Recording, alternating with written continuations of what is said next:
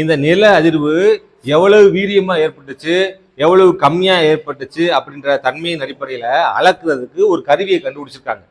இந்த கருவியை கண்டுபிடிச்சவர் யாருன்னா சிஎஃப் ரிக்டர்.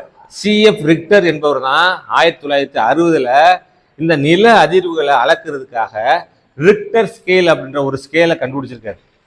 இந்த ரிக்டர் அளவுகோலின் அடிப்படையில் நில அதிர்வுகளை அளக்கிறதுக்கு ஸ்கேல் இருக்கு. அது கிட்டத்தட்ட 1ல இருந்து 9 அளவுகள் இருக்கும்.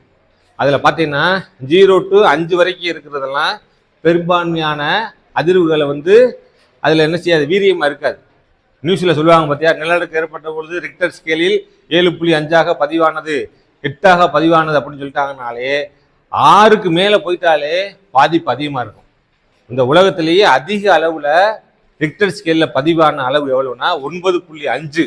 இந்த நில அதிர்வு ஏற்பட்டதன் அடிப்படையில் சிலி நாட்டில் பயோ அப்படின்ற இடத்துல 9.5 என்ற அளவில் ரிக்டர் ஸ்கேலில் பதிவாயிருக்கு. அதுதான் இன்னைக்கு வரைக்கும் நில அதிர்வு ஏற்பட்டதிலேயே மிகப்பெரிய பாதிப்பு ஏற்படுத்திய ஒரு பகுதி.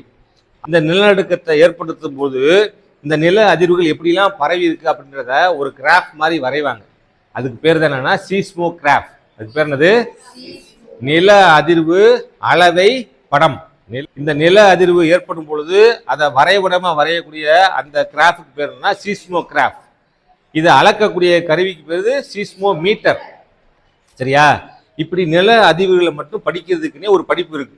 இப்ப நீங்க படிக்கிறீங்க பிஎஸ்சி சுவாலஜி, பிஎஸ்சி பாட்னிலாம் படிக்கிறீங்களே, அதே போல இந்த நில அதிர்வை மட்டும் தனியா பட்டப்படிப்பாகவே படிக்கலாம். அதுக்கு பேர் என்னது? சீஸ்மாலஜி. சீஸ்மாலஜி அப்படின்ற ஒரு படிப்பை படிச்சு நீங்க என்ன மாதிரி ஆயிடலாம்? சீஸ்மாலஜிஸ்ட் ஆயிடலாம். இப்ப நில அதிர்வு மட்டும் படிக்கக்கூடிய படிப்பின் பேர் என்ன? சீஸ்மாலஜி. சரியா?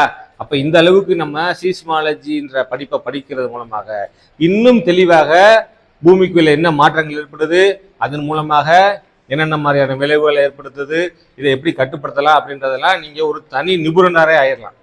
இந்த நில அதிர்வை மட்டும் நீ ஸ்பெஷலா படிச்சு அதுல கூட நீ டாக்டரேட் ஆகலாம். ஏன்னா கவர்மெண்ட்டுக்கு இந்த மாதிரியான படிப்புகள் படிச்சவங்க அதிகமா தேவைப்படுறாங்க. படிச்சதே படிச்சுக்கிட்டு இருக்காம இந்த மாதிரி சீஸ்மாலஜி அப்படின்ற படிப்பை கூட நீங்க என்ன செய்யலாம், எடுத்து நீங்க +2 முடிச்சதுக்கு அப்புறம் படிக்கலாம்.